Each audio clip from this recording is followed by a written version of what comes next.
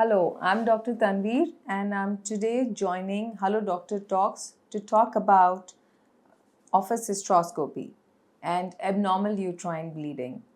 So, I'm a gynecologist, an obstetrician and gynecologist, and I practice minimally invasive surgery, urogynecology. So, basically, here I am to take care of women who come to us with problems. If you have a problem, अगर आपको bleeding का problem है, you need to see a doctor.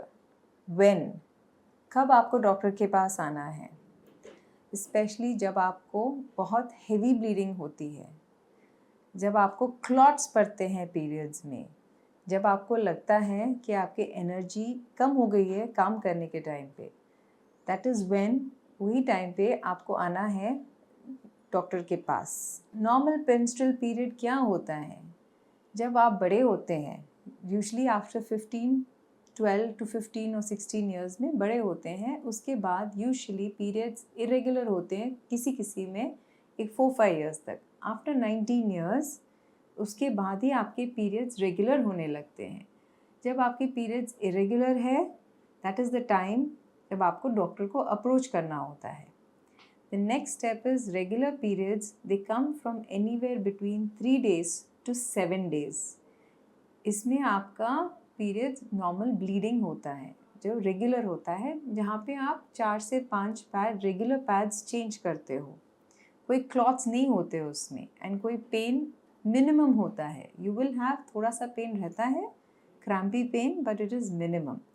इससे हटके अगर आपके periods लंबे चल रहे हैं, अगर आपको डार्क ओल्ड ब्लड आ रहा है, क्लॉट्स पड़ते हैं, सिवियर पेन हो रहा है, देन आपको डॉक्टर को बताना ज़रूरी है। आपके डेली एक्टिविटीज़ में इफ़ेक्ट हो रहा है, मेडिसिन लेना पड़ रहा है, इंजेक्शन लेना पड़ रहा है, please don't be quiet, don't suffer in silence, come and see a doctor. That is when you must visit a doctor. ये जो एबनॉर्मल ब्लीडिंग बोलते हैं हम, इसको बोलते हैं यूट्राइन ब्लीडिंग। क्या रीज़न्स हो सकते हैं इसके? द मोस्ट कॉमन रीज़न होता है ये पॉलिप। एक छोटा सा पॉलिप होता है जो गड्ढा बोलते हैं। अगर आप देखो, ये यूट्रस है जो हम बोलते हैं, ये बच्चेदानी होती है। ये बच्चेदानी में कभी कभी एक छोटा सा गड्ढा जैसा आ जाता है। ये यूट्रस के अंदर होता है, ये जो लाइनिंग होती है इसके अंदर एक गड्ढा होता है। इसके वजह से आपको ब्लीडिंग हैवी हो सकती है, इरेगुलर होती है। तो यूजुअली आप अप्रोच करोगे, सही नहीं आती है, महीने में 2 बार आती है, लंबा लंबा चलता है ब्लीडिंग। दूसरे तरीके का गड्ढा होता है फाइब्रॉइड। काफ़ी लोगों में फाइब्रॉइड होता है, काफ़ी कॉमन है, एंड काफ़ी टाइम ये फाइब्रॉइड के वजह से प्रॉब्लम नहीं होता है। मगर अगर ये फाइब्रॉइड बड़ा है और ये लाइनिंग के अंदर आता है, यूट्रस की जो लाइनिंग होती है इसके अंदर अगर फाइब्रॉइड आता है, तब आपको पीरियड्स के टाइम पे, specially second day, third day, बहुत हैवी ब्लीडिंग क्लॉट्स के साथ, जिस तरीके से पानी का नल का टैप ओपन करते हो ना, पानी जैसा जाता है, उस तरीके से हेवी ब्लीडिंग होने लगती है। दैट इज़ व्हेन आपको अप्रोच करना ज़रूरी है। और काफ़ी बार एडिनोमायोसिस बोलते हैं, आजकल बहुत कॉमन हो गया है, पहले हम उतना नहीं सुनते थे और नहीं देखते थे, बट अभी एडिनोमायोसिस मतलब जो ब्लड होता है वो मसल में चले जाता है। आजकल यंग लड़कियों में भी हम काफ़ी ये कंडीशन देख रहे हैं। इसका मेन सिम्टम है सिवियर पेन। पीरियड्स के टाइम पे बहुत सिवियर पेन होता है और ब्लीडिंग भी हैवी होने लगती है। ये कंडीशंस में आपको डॉक्टर को अप्रोच करना होता है। और जो दूसरे कंडीशंस है, हार्मोनल इम्बैलेंस है, जब आपका वेट बहुत बढ़ गया, थायराइड है साथ में, कुछ हार्मोन्स ऊपर नीचे होते हैं, जब भी आपको हैवी ब्लीडिंग होने लगती है। पीसीओ एक अलग ही टॉपिक है, थोड़े पीसीओज में ब्लीडिंग हैवी हो सकती है, थोड़ों में नहीं। और जो रीजंस होते हैं यूट्रस के अंदर के, वो कैंसर्स होते हैं, या कैंसर्स होने वाले जो कंडीशंस है, प्री कैंसरस कंडीशंस हम जो बोलते हैं, जिसमें लाइनिंग बहुत थिक होती है। दीज आर इंडिकेशंस कि आपको ट्रीटमेंट देना ज़रूरी है ताकि आगे चल के कैंसर ना डेवलप हो। इवन यंग वुमेन में आजकल हम कैंसर्स देखने लगे हैं, because of lifestyle, because of obesity, ये रीजंस की वजह से। The other reasons of heavy bleeding can be cervix, जो नीचे का भाग होता है यूट्रस का, इसको बोलते हैं सर्विक्स। यहाँ पे अगर कैंसर का प्रॉब्लम हो, यहाँ पे पॉलिप आ सकता है, दैट इज़ व्हेन आपको ब्लीडिंग बहुत हैवी होती है और कभी कभी डिस्चार्ज बहुत ज़्यादा होता है। पर हर टाइम वो कैंसर नहीं होता है, बट काफ़ी टाइम्स हो सकता है। इसीलिए ये चीज़ों के लिए अगर आपके नॉर्मल पीरियड से हट के कुछ भी आपको एबनॉर्मल दिखता है, 2-3 साइकिल के बाद आप डॉक्टर को अप्रोच करना चाहिए और उन्हें बताना चाहिए। नाउ ये कंडीशंस हैं जहाँ पे आपको ज़रूरी है डॉक्टर को बताना। थोड़े कंडीशंस होते हैं जो मेडिसिन से हैंडल कर सकते हैं हम, और थोड़े कंडीशंस होते हैं जो आपको बायोप्सी बोलते हैं, मतलब अंदर से टुकड़ा निकाल के टेस्टिंग के लिए भेजना होता है, या फिर आपको ट्रीटमेंट जो बोलते हैं साथ में, जो गड्ढा निकालने की बात करते हैं, वो करना ज़रूरी होता है। जैसा पॉलिप है, थोड़ा बड़ा पॉलिप है, या आप 40 के बाद हो, 35 या 40 ईयर्स के बाद है, जो पॉलिप बड़ा होता है वो निकालना ज़रूरी है। फाइब्रॉइड है, अगर यूट्रस के अंदर हो तो फाइब्रॉइड निकालना ज़रूरी है। कोई कोई कंडीशंस में एडिनोमायोसिस का भी ट्रीटमेंट करना ज़रूरी है। कोई कोई कंडीशंस में एंडोमेट्रियन लाइनिंग जो होती है, अंदर की लाइनिंग, वो बहुत थिक हो जाती है। वो टाइम पे भी आपको एक बायोप्सी या उसका ट्रीटमेंट कराना ज़रूरी है। सर्जिकल इंटरवेंशन होता है, वो करने से पहले आपका एक अल्ट्रासाउंड भी होगा, एक चेकअप भी होगा। उसके बाद ही डॉक्टर से डिस्कस कीजिए आपके क्वेश्चंस, जो भी डाउट्स होते हैं, सारा डिस्कस करने के बाद ही आप ट्रीटमेंट प्लान एक बना सकते हैं। आजकल के ज़माने में we are living in a very good time, एक गुड एरा में रह रहे हैं जहाँ पे ट्रीटमेंट ऑप्शंस काफ़ी है।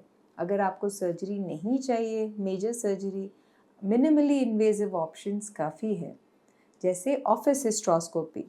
ऑफिस हिस्ट्रोस्कोपी क्या होता है? हिस्ट्रोस्कोपी का मतलब है दूरबीन का टेस्ट या दूरबीन से ट्रीटमेंट करना। जैसे एंडोस्कोपी होता है, छोटा सा कैमरा माउथ में डाल के अंदर पूरा ट्रैक चेक करते हैं। लैप्रोस्कोपी होता है, की होल सर्जरी जो हम बोलते हैं, पेट के अंदर छोटे से होल मार के पूरा पेट देखते हैं और सर्जरी करते हैं। उसी तरह से जो यूट्रस होता है, बच्चेदानी होता है, जो नेचुरल, जहाँ से बच्चे पैदा होते हैं, नेचुरल पैसेज, एक छोटा सा दूरबीन डालते हैं हम, दूरबीन डाल के हम अंदर यूट्रस सारा चेक करते हैं और इसी से हम यूट्रस के अंदर के प्रॉब्लम्स को ट्रीटमेंट दे सकते हैं। तो ये करने पर आपको यूट्रस के ऊपर स्कार या ऊपर से स्कार नहीं आएगा। हिस्ट्रोस्कोपी का, नाउ व्हेन आई से ऑफिस हिस्ट्रोस्कोपी, उसका क्या मतलब है?